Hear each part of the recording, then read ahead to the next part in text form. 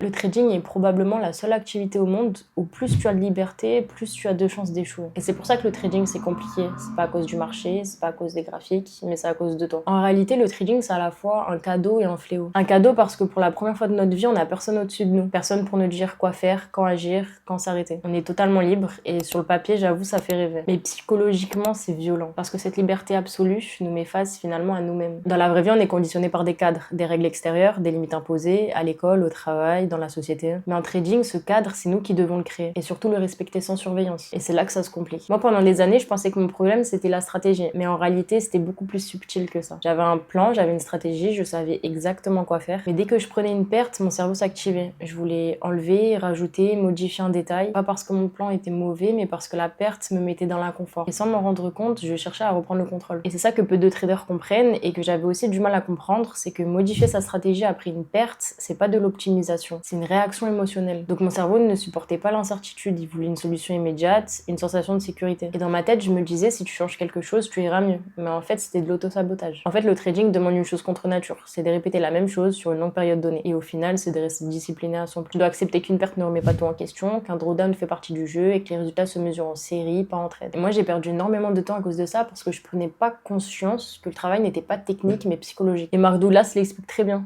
Il dit qu'un trader doit créer ses propres règles et qu'il doit être capable de les respecter, même quand rien ne l'y oblige. Pas quand tout va bien, mais quand ça fait mal. Le trading est difficile parce qu'il te demande de tolérer l'inconfort, de résister à ton besoin de contrôle et de faire confiance à un processus invisible. Et surtout, comme moi, de pas confondre agir avec progresser. Le trading, c'est pas un problème de stratégie, c'est un problème de maturité intérieure. Tant que tu chercheras à fuir l'inconfort, tu changeras ce qui n'a pas besoin d'être changé. Et tant que tu ne comprendras pas que la répétition est plus puissante que l'optimisation, tu tourneras en rond. Comme moi. N'hésite pas à me dire en commentaire si la vidéo t'a plu, si elle t'a fait sens. Tu trouveras tous mes liens en bio. Like et abonne-toi. Ciao!